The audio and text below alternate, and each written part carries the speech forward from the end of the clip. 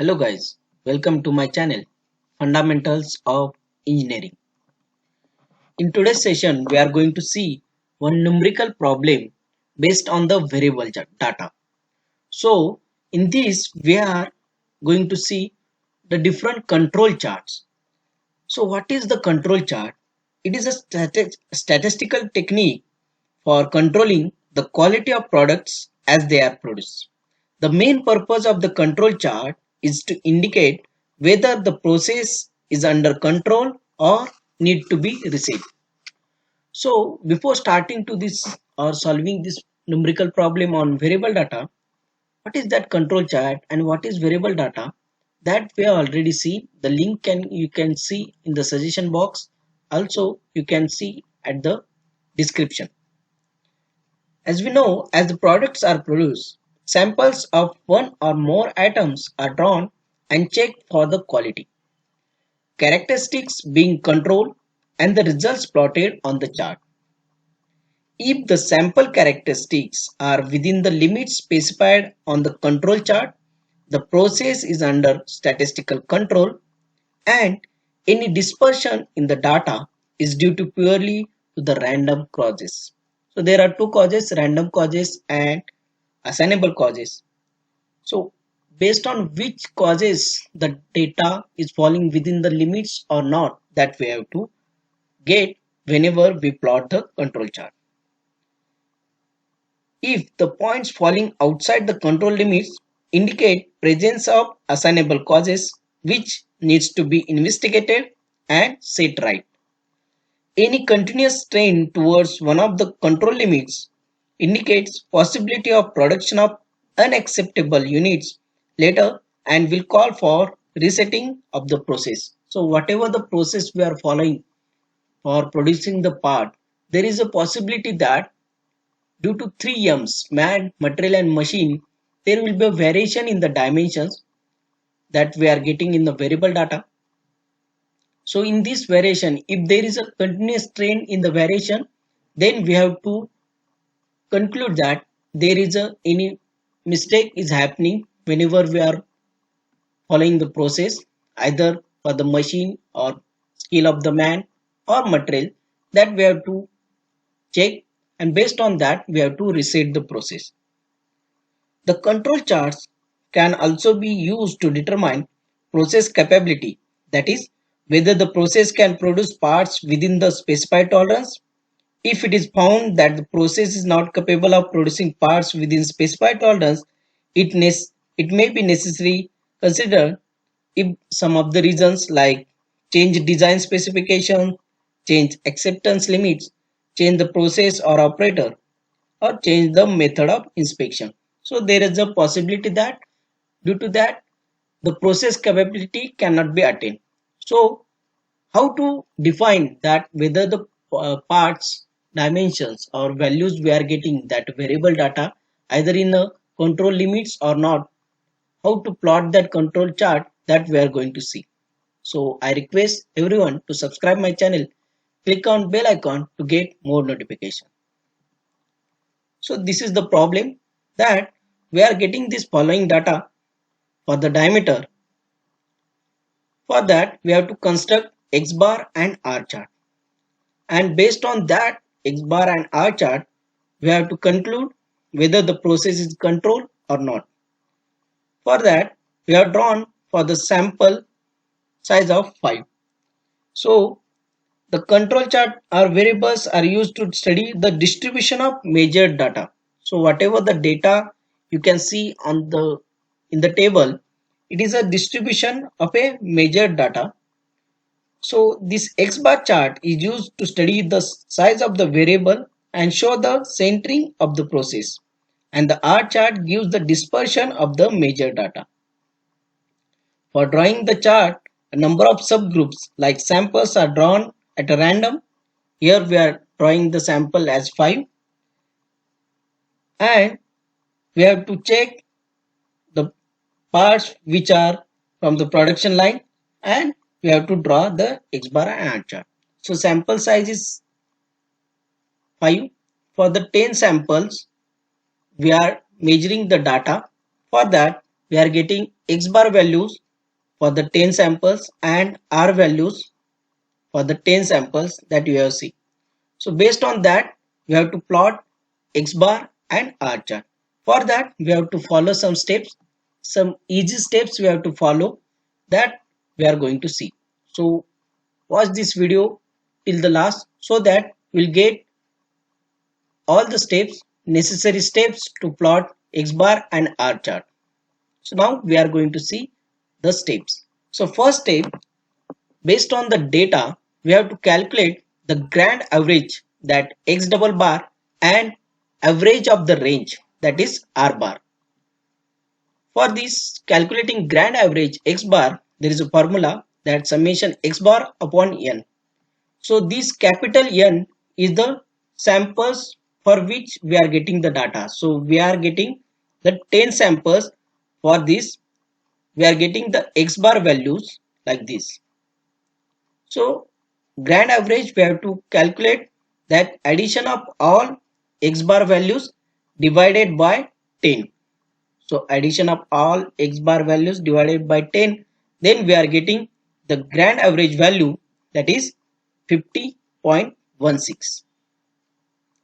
Same for the average range, that is summation of R upon N. Capital N is the number of samples, like 10.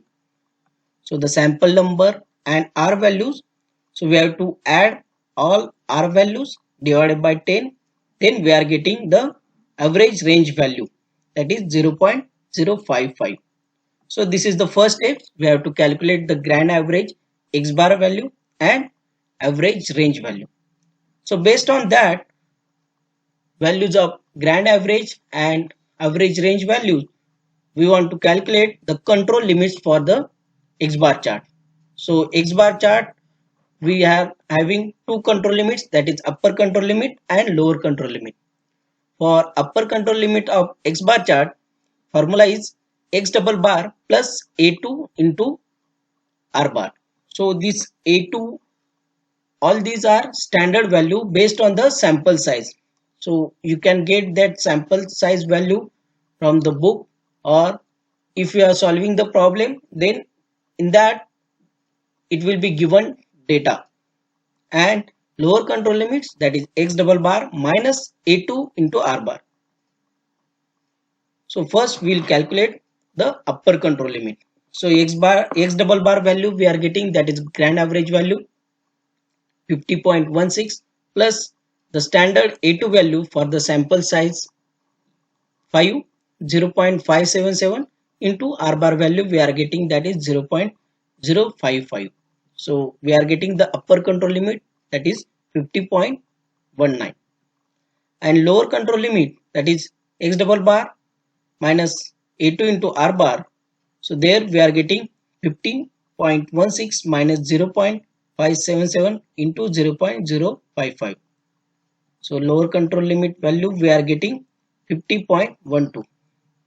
Now next step 3 is we have to calculate the control limits for R chart. Formula is, for the lower control limits, D4 into R bar, and upper control limit, that is D4 into R bar, and lower control limits D3 into R bar. So this D4, D3, A2 are values are standard based on the sample size.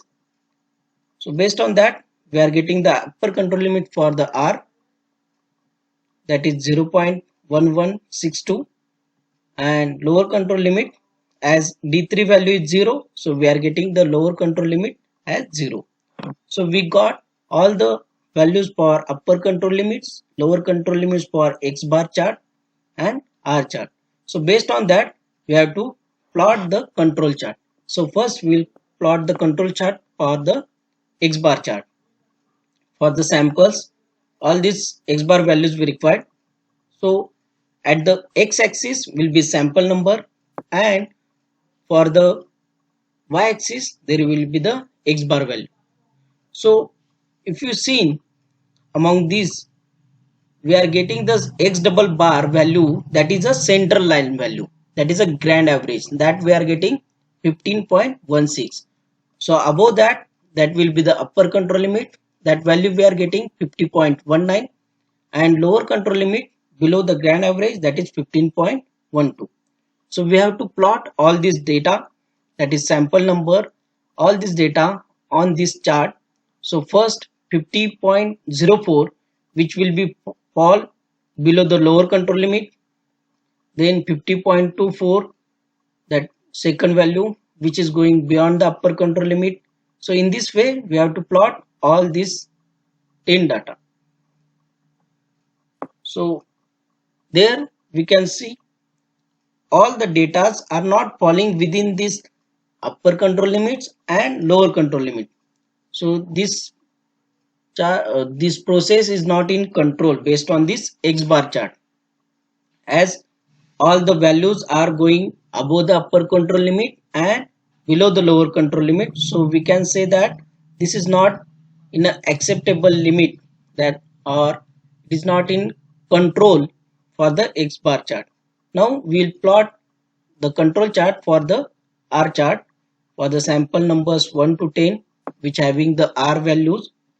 So here also sample number will be on X axis and R values, that is range values, will be on Y axis. So central line will be the R bar, that is the average range value, that is 0.055, and upper control limit, that is 0.1162, and lower control limit will be the 0. So all these 10 values we have to plot in between these two limits. So one 0.07, which is going above the center line, then 0.08 below the center line. So in this way above the center line, then 0.03 which is going below the center line above the lower control limit. So if you see that for the control chart for the R, we are getting all the parts which are falling in between the line, in between the two control limits. So based on that we can say that this giving the process is in statistical control. But as the X bar chart, we are not getting that part not in the control. So we have to check that following options, like is there any change in the design specification we want to require, or are we want to check the acceptance limit based on the design specification, or the process we have to change the process sequence of the process or operator, or we have to change the method of inspection. Based on that we have to come into the conclusion for both the chart, that is X bar and R chart, so that all the parts which fall in between two limits, upper control limits and lower control limit. So here for the R chart, X bar chart, we have to point the part or sample number, whatever the values, from the cross, and for the R chart we have to by using a circle. So that is the difference. So in this way we have to plot for the control chart for the X bar and R chart. So in this session we have seen how to solve the problem, numerical problem for the variable data, and based on that how to plot the control chart for the X bar and R. Based on that we have to see whether the process is in statistical control or not. That conclusion we have to make. Hope you like this. If you like it, please stay connected and don't forget to subscribe my channel. Click on bell icon to get more notification. If you want to cover any topic related to the same domain, put that topic name in comment box. Thank you very much.